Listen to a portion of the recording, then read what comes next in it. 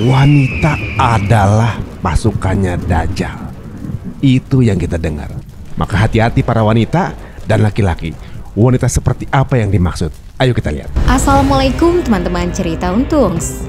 Masih dengan tema akhir zaman. Kali ini membahas tentang mayoritas perempuan yang pada akhirnya akan menjadi pengikut Dajjal. Nah, hari ini yang kayak gini justru dapat apresiasi. Yang mau jujur. Iya, dia bilang jujur dan maksudnya apresiasi. Gue nggak mau munafik ya. Gue ikutin kata hati gue. Akhirnya dia buka aurat dan sebagainya. Dan itu dianggap apresiasi, bentuk kejujuran. Bagaimana wanita-wanita akhir zaman ini agar terjaga dari fitnah Dajjal? Kali ini cerita Untungs akan membahas bersama Ustadz Ajo Bendri, seorang praktisi parenting Islami. Saksikan kisah lengkapnya hanya di Cerita Untungs.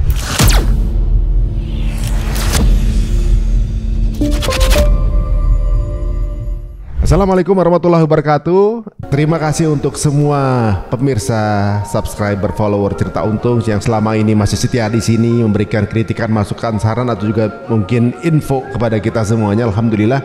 Dan terima kasih yang udah support kita dengan memberikan badge gitu atau infak gitu. Kita terima kok gitu. Nggak ada kita tolak gitu. Kita langsung masukin semuanya.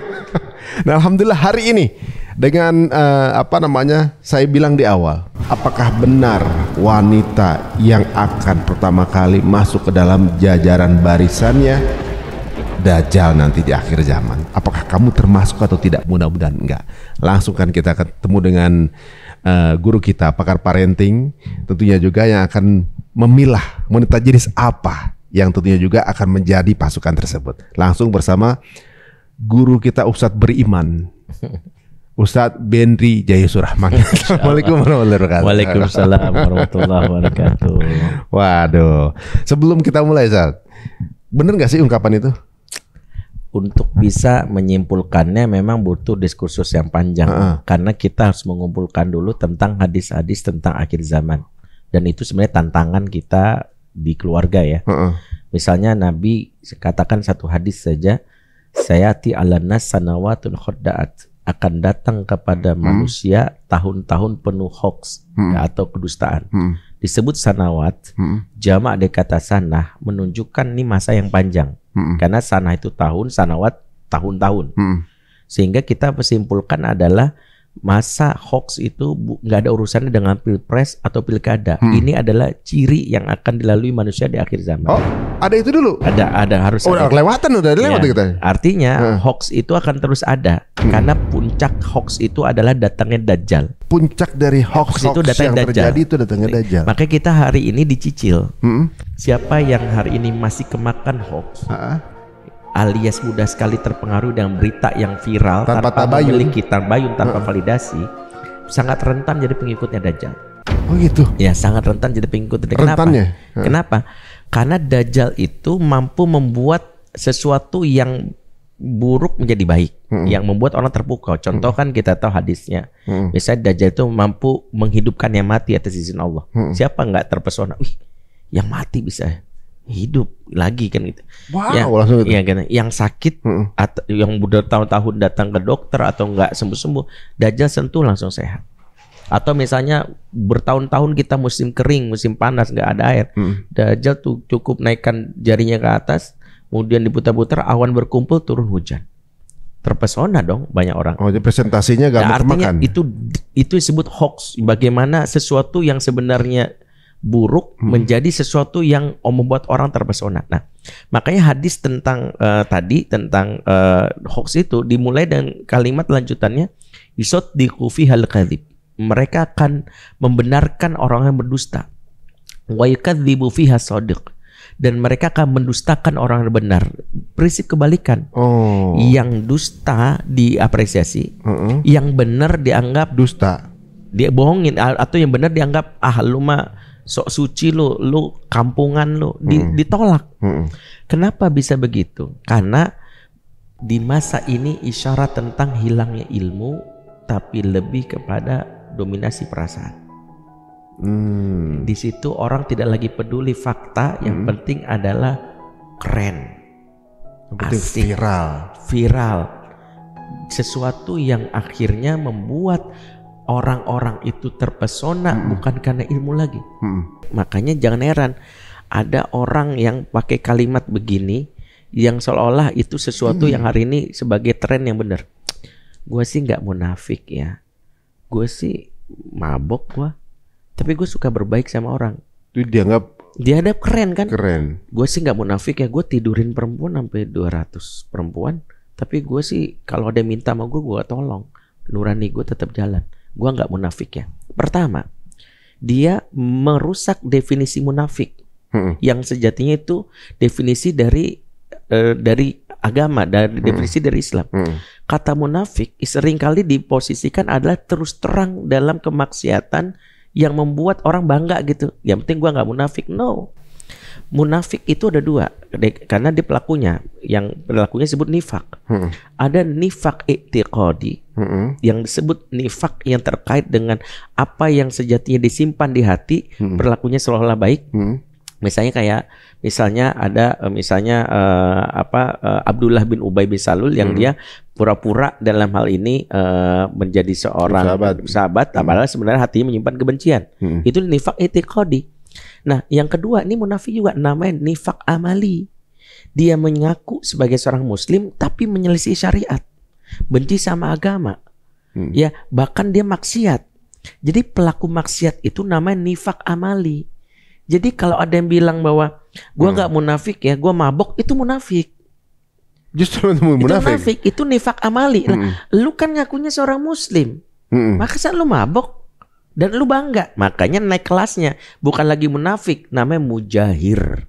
Mujahir itu orang yang terang-terangan maksiat, dan itu yang lebih berat. Mujahir itu lawan katanya muhajir. Bukan lain, muhajir orang hijrah. Mujahir dikata jaharo. Jahar itu terang-terangan. Terang-terangan ke keburukan kan? Iya, keburukan. Kalau muhajir kan ke kebaikan. Iya, kebaikan. Muhajir itu hajaro hijrah. Itu beda kalimatnya. Kalau ini jaharo, jahar. Jahar jelas gitu. Jelas. Terang-terangan, mujahir. Ya, bukan ikan mujahir. Mujahir. Nah, ketika dia terang-terangan itu, justru murkanya Allah di situ. Allah tutup aibnya, dia malah bongkar. Nah, hari ini yang kayak gini justru dapat apresiasi. Yang mau jujur. Ya, dia bilang jujur dan maksiat dan apresiasi. Gue nggak mau munafik ya. Gue ikutin kata hati gue. Akhirnya dia buka aurat dan sebagainya. Dan itu dianggap apresiasi, bentuk kejujuran. Ini menarik, Zat. Karena dia kayak ada teman kita nih baru statement kalau dia lagi proses untuk melepaskan semua akad ribanya dia, gitu kan? Udah nggak pakai riba lagi segala macam gitu. Terus yang ada yang dukung, banyak yang hujat, dia juga dihujat. Jadi ibaratnya kayak kesannya yang cool itu yang nggak usah munafik deh, lu kan pasti butuh pinjaman gitu, nggak usah munafik deh, gitu. Nggak semua orang gitu kan, gitu, nggak usah munafik, lo juga masih gitu, selalu gitu. Jadi selalu orang-orang yang berbuat baik dianggap bahasanya kaum Nabi Lut itu bahkan kaum sok suci. Nah, perhatikan ketika Nabi Lut mengingatkan kepada kaumnya waktu itu berbuat maksiat, kalimat mereka itu direkam dari surat Al-A'raf ayat 83 kalau tidak salah. Kalimatnya begini, akhrijuhum min qaryatikum innahum unasu yatatahharun. Usir Lut dari kampung kita. Ini isyarat LGBT itu kalau udah membesar, jangan berpikir menjaga hak minoritas. Nggak ada. Kalau dia ada mayoritas, kita diusir. Habis. Kalimat ini ada. Usir dia dari kampung kita. Innahum unasu yatatahharun. Sesungguhnya mereka tuh kaum sok suci. Nah, jadi kata sok suci itu kalimat yang sudah ada dalam Al-Quran. Dan itu disematkan kepada orang yang pengen baik, yang ingetin kepada kebaikan. Lu jangan zina, yang sok suci lo. Kalimat yang berikutnya yang lazim apa? Pindah sono ke Arab. Kan itu kalimat yang persis. Pergi lu di kampung kita, pindah sono ke Arab. Justru mereka itu yang begitu munafik tuh. Ya itu kaum yang justru dihancurkan oleh Allah. Bukan sekedar munafik, kaum yang melakukan maksiat terang-terangan lagi. Udah munafik, mujahir juga, terang-terangan. Ya kalau kita mengingatkan, pasti datang tuh rombongan itu. Iya, dibilang pergi sono ke Arab. Saya pernah digituin, saya bilang ongkosin dong. Iya, sekalian umroh. Ya, sekalian umroh kan. Nih kadang dia udahlah dia kadang-kadang nggak toleran, pelit pula. Gitu. Kalau lu toleran, kalau lu bilang pergi sono ke Arab, gua ongkosin masih mau kita. Oke, gitu. Oke, mumpung gua mau haji kan gitu ya. Saya pengen haji gitu ya. Nah ini enggak, dia ngusir tapi ongkos sendiri. Ongkos sendiri. Iya kan. So suci lah, lu so kotor. Iya, so suci. Lalu lu so maksiat. Udah so maksiat pula kan dosa kuadrat. Benar. Oh. Kesimpulannya, nah dari kesimpulan dari hadis ini, maka banyak orang disimpulkan dari hadis ini, walaupun nanti muncullah yang disebut istilah ruwaibidah. Tapi hadis ini memberi isyarat bahwa ciri akhir zaman itu adalah hilangnya ilmu, tapi banyak zon, prasangka. Prasangka ini lebih kepada perasaan, dugaan. Dan itulah yang membuat akhirnya dikorelasikan berikutnya dengan hadis aktsaru atba'ud dajjal an-nisa wal yahud. Kebanyakan pengikut Dajjal adalah perempuan dan Yahudi. Perempuan itu ada ininya? Ada hadis. Ada. Pengikut Dajjal itu kebanyakan perempuan dan Yahudi. Nah, disebut perempuan bukan dalam konteks sekedar bahwa semua perempuan akan jadi pengikut Dajjal. Perempuan yang bagaimana? Kesimpulannya ada di hadis yang tadi, bahwa perempuan yang akan ikut Dajjal perempuan yang tidak punya ilmu, tapi mudah terpukau, lebih dominan perasaannya daripada akal sehatnya. Maka yang menyelamatkan orang di akhir zaman itu adalah ilmu. Ilmu lah yang membuat dia akhirnya tegak dalam kebenaran meskipun sendiri. Ya gue tahu nih gue tahu nih salah, ya udahlah. Karena ada orang yang dia nggak sadar kalau sebenarnya ini salah, dia hanya ikut-ikutan. Dan inilah yang disebutkan dalam hadis Nabi, bahwa manusia yang ikut-ikutan ini disebut generasi imma'ah. Imma'ah itu kata Nabi gini, la takunu imma'ah, jangan kamu jadi generasi imma'ah. Apa tuh imma'ah? Cirinya dua, taqulun in ahsanan nasu ahsana wa in zalamu zalamna. Itu orang-orang berkata, kalau orang lain baik, saya ikut-ikutan baik. Kalau orang lain buruk, saya ikut-ikutan buruk. FOMO. Ikutan tren aja. FOMO. Maaf, bukan berarti mengklaim tren hijrah bagus kan sekarang nih, hijrah fest, makanya orang ikut hijrah, bagus. Tapi begitu trennya berubah, ada tuh konser-konser ini, hijrah juga, tapi konser-konser yang itu ikut juga, ikut. Orang kayak ginilah yang salah satu mangsanya Dajjal. Pengikut Dajjal itu adalah orang yang mudah terpukau, tidak bisa membedakan ini salah, gue nggak ikut.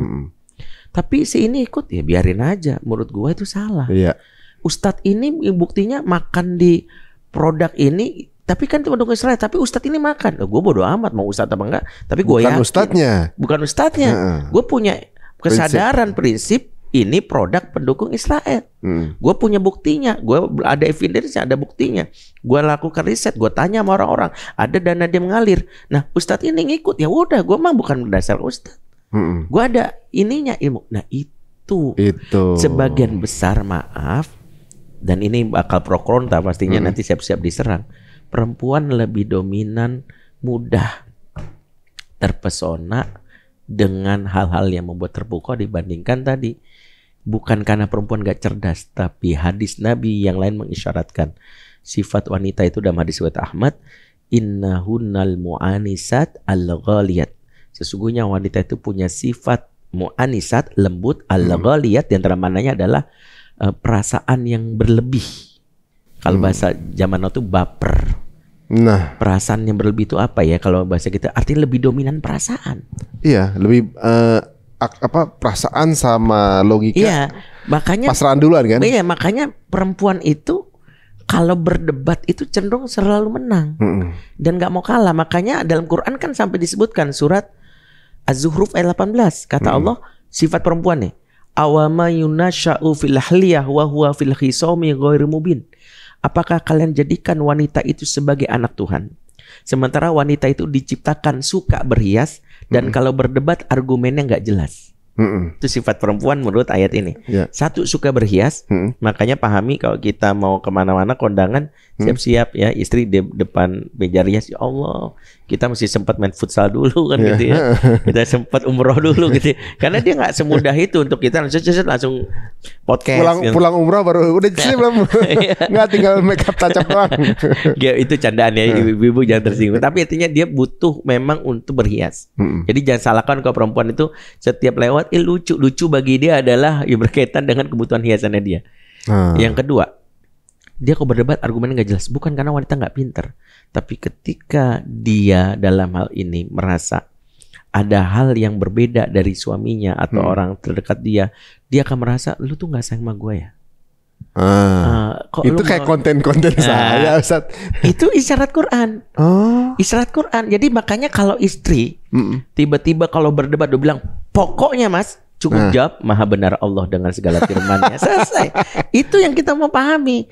Artinya Allah sudah isyaratkan makhluk namanya perempuan sangat dominan perasaannya. Nah, bahayanya adalah inilah yang dimangsa oleh Dajjal. Dajjal itu nggak menyerang lewat jurnal udah di akhir zaman.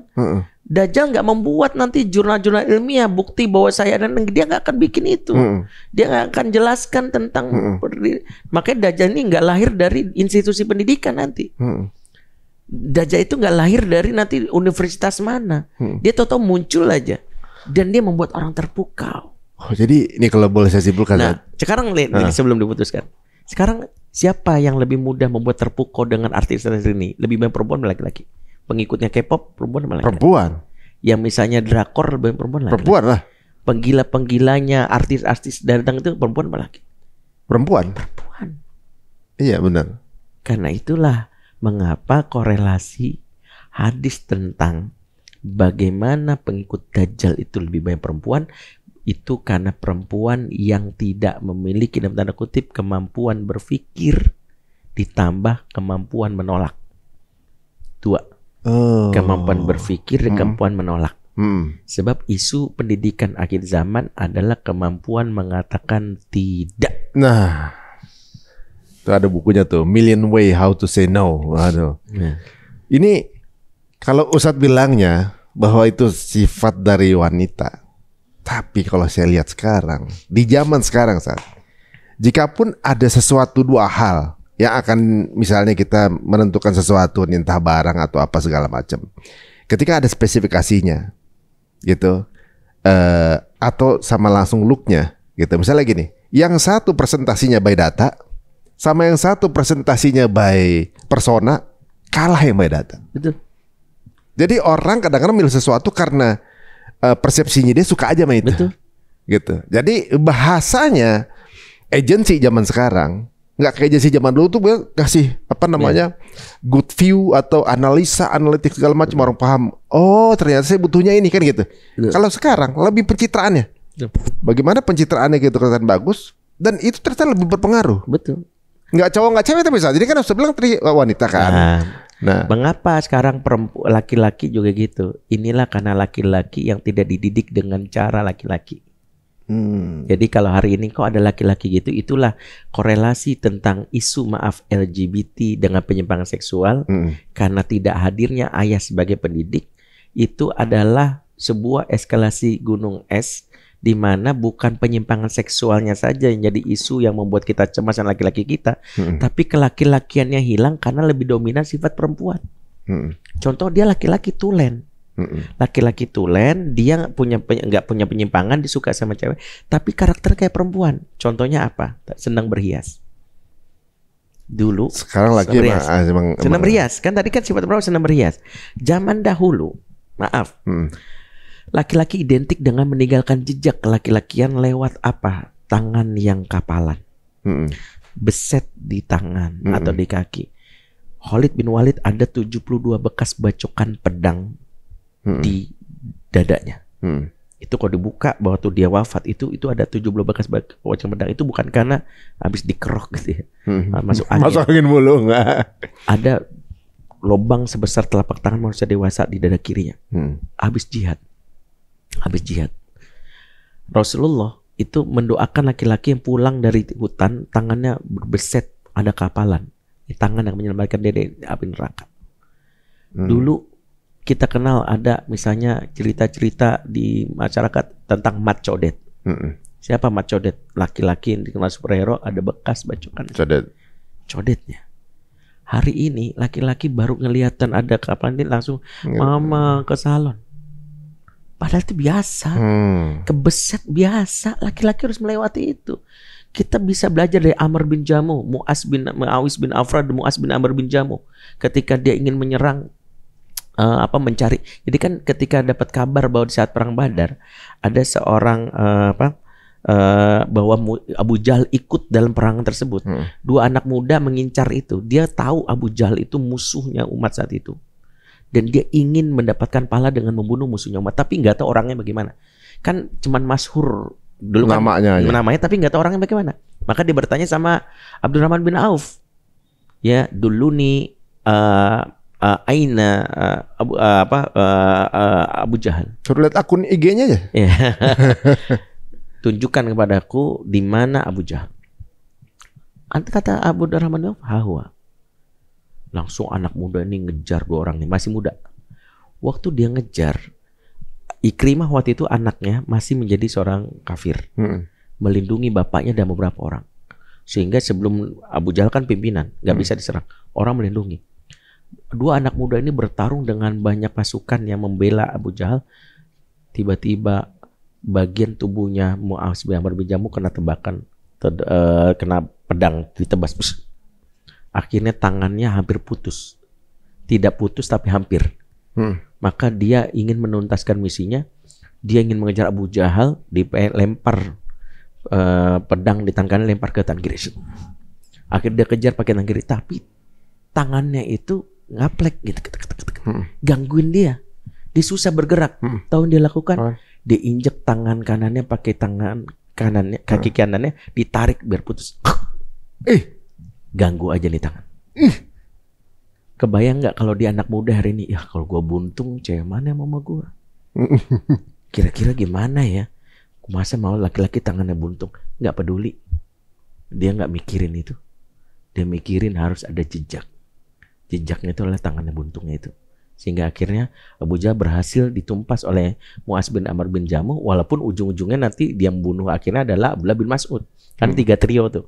Mu'az bin Amr bin Jamuh, Muawis bin Afra, sama Abdullah bin Mas'ud yang terakhir mereka sebut. Tapi dua anak muda ini melakukan itu. Nah, itu mental laki-laki zaman dulu. Artinya apa? Jangan memandang. Tapi hari ini ya laki-laki karena salah didik. Hari ini laki-laki dididik dengan cara perempuan. Ketiadaan ayah dalam pola asuh membuat anak laki-laki kita seperti perempuan. Coba Mas Ari cek. Anak 0 sampai 2 tahun siapa yang lebih banyak ngasuh? Ibu. Diasuh, disusui. Ibunya bekerja ke pembantu. Pembantu juga ibu-ibu atau nenek ibu-ibu. Masuk playgroup. Grup playgroup banyakan ibu atau bapak? Ibu. Oke. Masuk TK. TK banyakan ibu atau bapak? Guru TK. Ibu juga. Ibu juga. Masuk SD kelas 1, kelas 2 banyakan ibu atau bapak? Ibu juga. Ibu. 0 sampai 7 tahun ini usia emas, golden age. Tapi anak kita